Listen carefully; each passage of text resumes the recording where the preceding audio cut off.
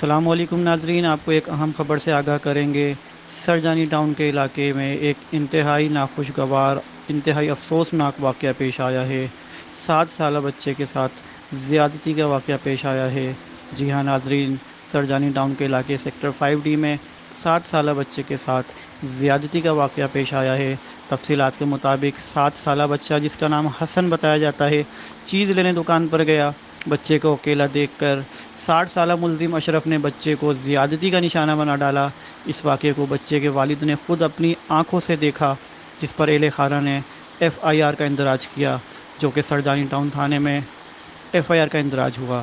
اہل خانہ کا مزید کہنا ہے کہ FIR کا اندراج 2 دن تاخیر سے ہوا، جس کی وجہ سے بچے کا میڈیکل بھی 4 دن بعد تاخیر سے ہوا۔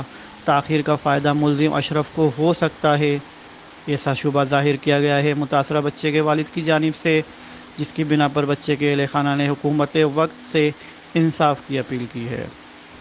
لائک کریں، کامنٹ کریں، شیئر کریں اور بیل آئیکن کو پریس کرنا مت بھولیں۔ دیکھتے رہیں آن نیوز۔